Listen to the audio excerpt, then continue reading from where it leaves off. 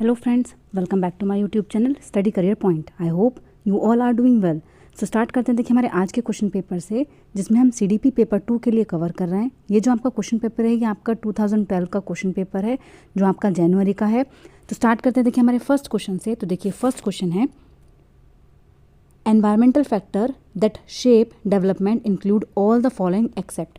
निम्न में से किस चीज़ के अतिरिक्त सभी वातावरणीय कारक विकास को आकार देते हैं। तो देखिए यहाँ पर कौन सा है एनवायरमेंटल फैक्टर, आपसे पूछा कि कौन सा एनवायरमेंटल फैक्टर है जो आपके विकास को आकार देता है। तो देखिए यहाँ पे क्वालिटी ऑफ एजुकेशन भी आपका सही है, क्वालिटी ऑफ न्यूट्रिशन भी आपका सही है, कल्चर भी आपका सही है। देखिए शिक्षा की गुणवत्ता, पौष्टिकता की गुणवत्ता और सांस्कृतिक आपका बिल्कुल सही है।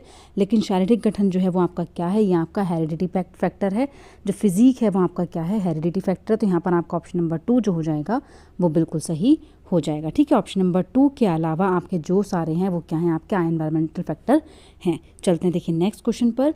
देखिए नेक्स्ट है, Seema learns every lesson very quickly but Leena takes longer to learn them.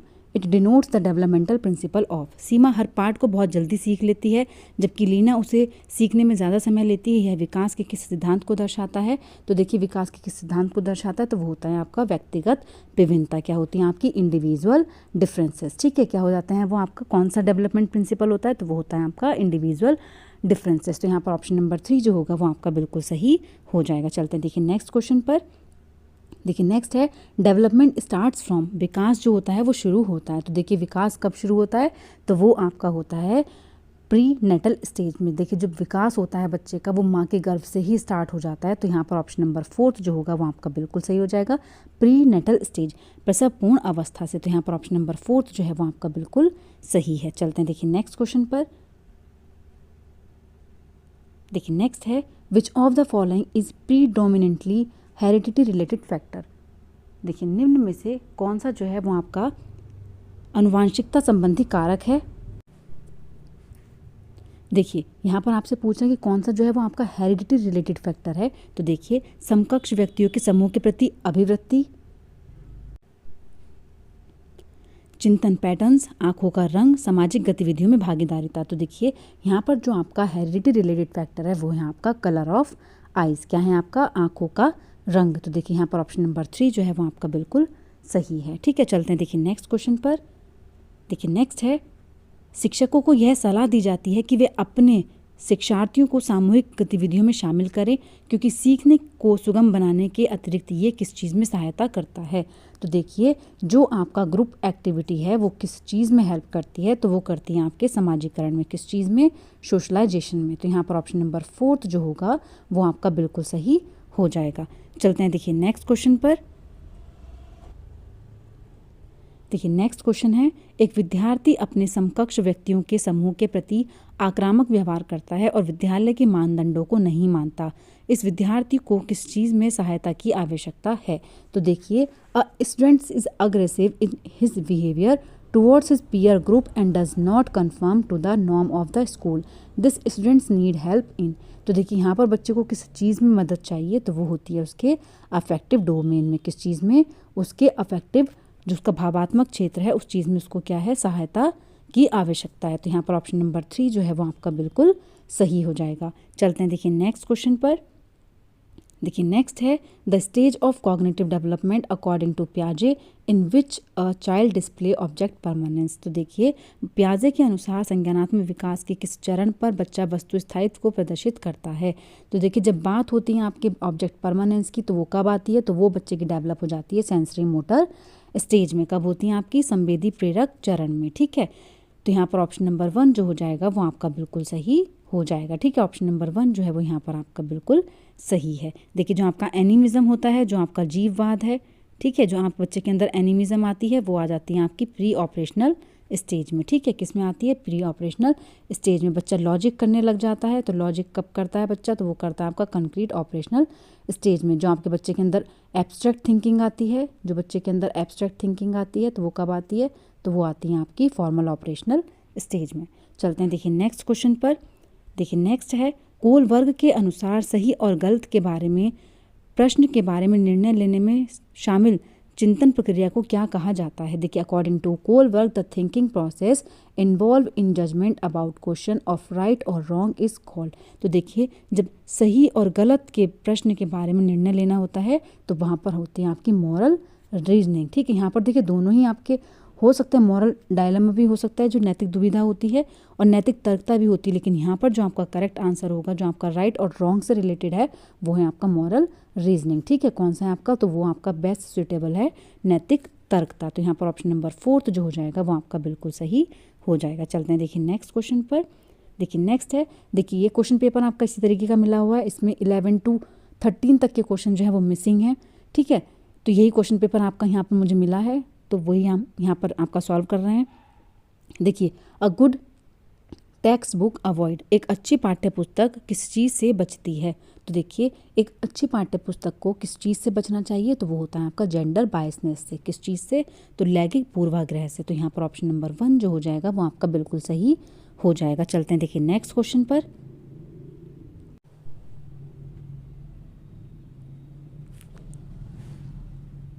देखिए नेक्स्ट है, gifted students will realize their potential when, प्रतिभाशाली विद्यार्थी अपनी क्षमताओं को तब विकसित कर पाएंगे जब। तो देखिए, कब विकसित कर पाते हैं? जब उन्हें अन्य विद्यार्थियों से अलग किया जाए। देखिए, सेपरेशन नहीं करना। निजी कोचिंग कक्षाओं में पढ़ेंगे, बिल्कुल गलत है। बार बार उनकी परीक्षाएं होंगी, ये भी आपका गलत है। वे अन्य विद्यार्थियों के साथ अधिगम प्रक्रिया से जुड़ते हैं, तो ये आपका क्या होता है? लर्निंग में बेटर होता है। They learn with other students. तो यहाँ पर ऑप्शन नंबर 4 जो हो जाएगा वो आपका बिल्कुल सही हो जाएगा। चलते हैं देखिए नेक्स्ट क्वेश्चन पर। देखिए नेक्स्ट क्वेश्चन है, समावेशी शिक्षा उस विद्यालय शिक्षा व्यवस्था की ओर संकेत करती है। देखिए, जो इंक्लूसिव एजुकेशन है refers to a school education system that, जो सभी निरोगी बच्चों को शामिल करती है, जो उनकी शारीरिक, बौद्धिक, सामाजिक, भाषिक और अन्य विभिन्न योग्यता स्थितियों को ध्यान में रखे बगैर सभी बच्चों को शामिल करती है। तो देखिए, यहाँ पर ऑप्शन नंबर 2 जो हो जाएगा वो आपका बिल्कुल सही हो जाएगा। Includes children regardless of physical, intellectual, social, linguistic और अदर डिफरेंटली एबल्ड कंडीशन। तो देखिए, जिसमें सभी प्रकार के बच्चे आपके शामिल हों, तो वो आपकी क्या होती है? समावेशी शिक्षा होती है। चलते हैं देखिए नेक्स्ट क्वेश्चन पर। देखिए नेक्स्ट क्वेश्चन है, dyslexia is associated mainly with difficulties in. देखिए, जो डिसलेक्सिया होती है वो मुख्य रूप से किस चीज़ की समस्या से संबंधित होती है? तो देखिए, जो आपकी डिसलेक्सिया होती है वो पढ़ने के विकार से संबंधित होती है। रीडिंग स्किल्स जिसमें बच्चे की वीक होती हैं वो आपकी क्या होती है? डिसलेक्सिया होती है। ठीक है, जब बच्चा रीडिंग में डिफ़िकल्टी फेस करता है तो वो आपका क्या होता है? वो होता है आपका डिसलेक्सिया। तो यहाँ पर ऑप्शन नंबर 4 जो है वो आपका बिल्कुल सही है। चलते हैं देखिए नेक्स्ट क्वेश्चन पर। देखिए नेक्स्ट है, the major frustration that children with hearing loss face in the classroom is.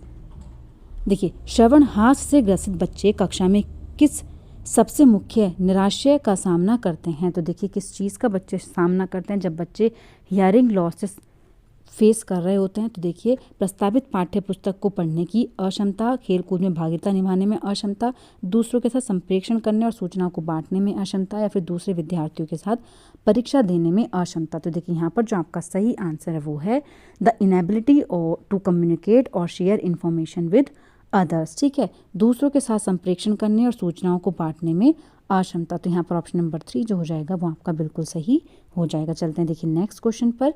देखिए नेक्स्ट है, the doing aspect of behaviour falls in the. व्यवहार का करना किस पक्ष में आता है? तो देखिए, जो व्यवहार का करना होता है वो किस पक्ष में आता है? तो वो आता है आपका सीखने के गतिक क्षेत्र में। किसमें? सीखने के गतिक क्षेत्र में। Cognitive domain of learning. किस में आता है आपका? Cognitive domain of learning. ठीक है, तो यहाँ पर आपका ऑप्शन नंबर 3 जो हो जाएगा वो आपका बिल्कुल सही हो जाएगा। ठीक है, ऑप्शन नंबर 3 जो है वो यहाँ पर आपका बिल्कुल सही है। चलते हैं देखिए नेक्स्ट क्वेश्चन पर।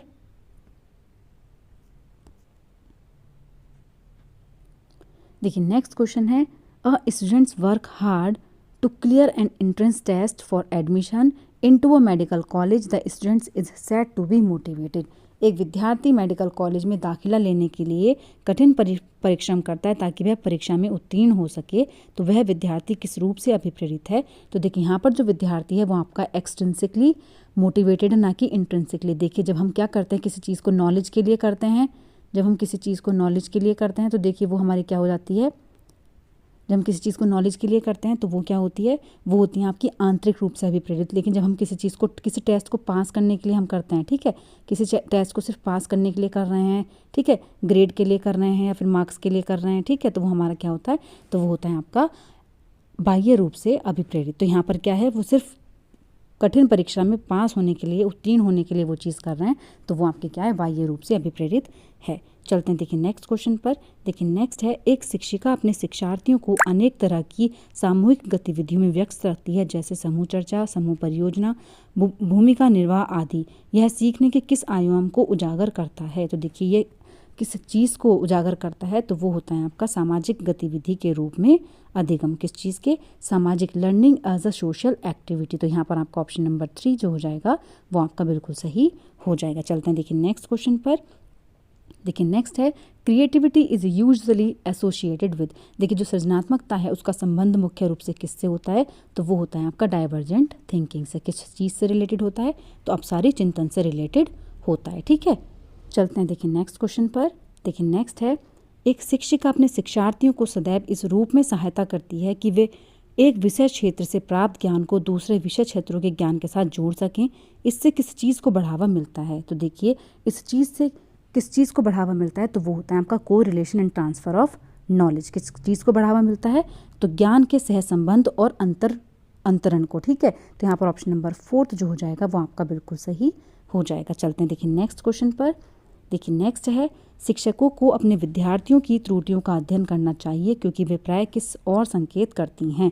तो देखिए उनके ज्ञान की सीमा की तरफ, आवश्यक उपचारात्मक युक्तियों, योग्यताओं के अनुसार समूह बनाने हेतु दिशा निर्देश या फिर विभिन्न प्रकार की पाठ्यचर्या की आवश्यकता। तो देखिए यहाँ पर जो आपका राइट आंसर है वो है आपका रेमेडियल स्ट्रेटजीज नीडेड। कौन सी होती हैं आपकी? आवश्यक उपचारात्मक युक्तियों के लिए, ठीक है।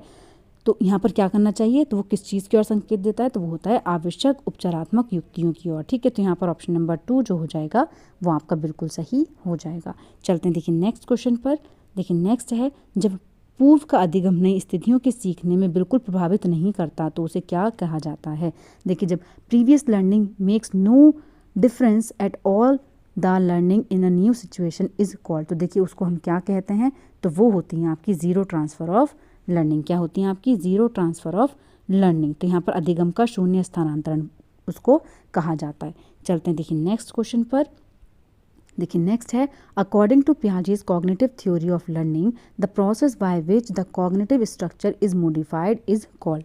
पियाजे के अधिगम के संज्ञानात्मक सिद्धांत के अनुसार वह प्रक्रिया जिसके द्वारा संज्ञानात्मक संरचना को संशोधित किया जाता है क्या कहलाती है? तो देखिए अकॉर्डिंग टू जीन पियाजे बोल रहे हैं, तो अकॉर्डिंग टू जीन पियाजे देखिए जिस चीज़ में मॉडिफिकेशन हो रहा है, ठीक है, मॉडिफाई अगर हम करते हैं किसी चीज़ को, ठीक है, क्या कर रहे हैं, मॉडिफाई कर रहे हैं, या फिर किसी चीज़ में हम क्या कर रहे हैं, उसको एडिट कर रहे हैं, ठीक है। यहाँ पर एडिट हो जाएगा आपका, ऐड कर रहे हैं किसी चीज़ को, ठीक है, ऐड कर रहे हैं, तो वहाँ पर आपका क्या होता है, उसको हम बोलते हैं अकोमोडेशन। क्या हो जाता है आपका? समायोजन, ठीक है। क्या हो जाता है आपका? समायोजन। जब हम नई चीज़ों को अपनी जो पूर्व स्थिति है उसमें चेंजेस करते हैं, ठीक है, उसको मॉडिफाई करते हैं, ठीक है, तो वहाँ पर आपका क्या होता है, उसको हम बोलते हैं अकोमोडेशन। तो यहाँ पर आपका समायोजन जो होगा वो आपका बिल्कुल सही हो जाएगा, ठीक है। ऑप्शन नंबर 4 जो है वो यहाँ पर आपका बिल्कुल सही है। चलते हैं देखिए नेक्स्ट क्वेश्चन पर। देखिए नेक्स्ट है, according to theorist of motivation a teacher can enhance learning by. अभिप्रेरणा के सिद्धांतों के अनुसार एक शिक्षक किस चीज़ के द्वारा सीखने को संवर्धित कर सकता है? तो देखिए विद्यार्थियों से किसी प्रकार की अपेक्षाएं न रखना, विद्यार्थी बहुत उच्च अपेक्षाएं रखना, विद्यार्थियों से वास्तविक अपेक्षाएं रखना, या फिर अपेक्षाओं का एक रूप स्तर रखना। तो देखिए जो मोटिवेशन है according to theory of motivation, तो लर्निंग कब इन्हेंस होती है? जब विद्यार्थियों से वास्तविक अपेक्षाएं रखी जाती हैं। Setting realistic expectation from students. तो यहाँ पर ऑप्शन नंबर 3 जो हो जाएगा वो आपका बिल्कुल सही हो जाएगा। चलते हैं देखिए नेक्स्ट क्वेश्चन पर। देखिए नेक्स्ट है, a teacher uses audio visual aid and physical activity in her teaching because. एक शिक्षिका अपने शिक्षण में दृश्य श्रव्य सामग्रियों और शारीरिक गतिविधियों का प्रयोग करती है क्योंकि ये शिक्षार्थियों को वैविध्य उपलब्ध कराते हैं। इनमें अधिकतर इंद्रियों का उपयोग सीखने को संवर्धित करता है, वे शिक्षक को आराम देते हैं या फिर वे प्रभावी आकलन को सुगम बनाते हैं। तो देखिए यहाँ पर जो आपका करेक्ट आंसर है वो क्या होगा, तो वो क्या करते हैं, यूटिलाइज करते हैं maximum number of sense to enhance learning. इसमें अधिकतम इंद्रियों का उपयोग सीखने को संवर्धित करता है। तो यहाँ पर ऑप्शन नंबर 2 जो हो जाएगा वो आपका बिल्कुल सही हो जाएगा। चलते हैं देखिए नेक्स्ट क्वेश्चन पर। देखिए नेक्स्ट है when a teacher involve a visually challenge learner in a group activity with the other learners of the class she is. जब एक शिक्षिका दृष्टिबाधित शिक्षार्थी को कक्षा के अन्य शिक्षार्थियों के साथ सामूहिक गतिविधियों में शामिल करती है तो वह क्या कर रही हैं? सभी शिक्षार्थियों से दृष्टिबाधित शिक्षार्थी के प्रति सहानुभूति विकास विकसित करने में मदद कर रही हैं, दृष्टिबाधित शिक्षार्थी पर संभवतः तनाव बढ़ा रही हैं, कक्षा के लिए सीखने हेतु बाधाएं उत्पन्न कर रही है, फिर समावेशी शिक्षा की भावना के अनुसार कार्य कर रही हैं। तो यहाँ पर जो आपका राइट आंसर है, तो यहाँ पर वो जो टीचर है वो क्या कर रही हैं? ग्रुप एक्टिविटी का यूज़ करके acting according to the script of inclusive education, समावेशी शिक्षा की भावना के अनुसार कार्य कर रही हैं। ठीक है, किस चीज़ में? समावेशी शिक्षा की भावना के अनुसार कार्य कर रही हैं। तो यहाँ पर आपका क्या हो जाएगा? ऑप्शन नंबर 4 जो है वो आपका सही है। ठीक है, चलते हैं देखिए नेक्स्ट क्वेश्चन पर। देखिए नेक्स्ट और लास्ट क्वेश्चन है science and art exhibition, music and dance show and bringing out school magazines are meant to. विज्ञान एवं कला प्रदर्शनियाँ, संगीत एवं नृत्य प्रस्तुतियाँ और विद्यालय पत्रिका निकालना किस चीज़ के लिए है? तो देखिए विद्यालय का नाम रोशन करने के लिए, अभिभावकों को संतुष्ट करने के लिए, शिक्षार्थियों के सृजनात्मक मार्ग उपलब्ध कराने या फिर विभिन्न व्यवसायों के लिए विद्यार्थियों को प्रशिक्षित करने। तो देखिए यहाँ पर जो आपका करेक्ट आंसर है वो क्या होगा? Provide a creative channel for learners, शिक्षार्थियों को सृजनात्मक मार्ग उपलब्ध कराने के लिए। ठीक है, तो यहाँ पर ऑप्शन नंबर 3 जो है वो आपका बिल्कुल सही हो जाएगा। तो देखिए आज का क्वेश्चन पेपर आपका यहीं पर कंप्लीट होता है। अगर आपको मेरी क्लास अच्छी लगी हो तो प्लीज़ मेरे चैनल को लाइक करें, सब्सक्राइब करें और शेयर करें। ऐसी ही और वीडियोस के लिए मेरे चैनल पर बने रहिए। Thank you. देखिए जो आपके क्वेश्चन पेपर्स हैं PYQs वो आपके कल और ख़त्म हो जाएंगे। जो आपका 2011 का क्वेश्चन पेपर है बस वही आपका बचा है। उसके बाद CDP पेपर 1 और पेपर 2 के लिए एक साथ कंबाइंड प्रैक्टिस सेट आपका स्टार्ट करेंगे एग्ज़ाम तक के लिए, जब तक आपका एग्ज़ाम नहीं हो जाता। ठीक है, तो आज का सेशन आपका यहीं पर कंप्लीट होता है। Thank you.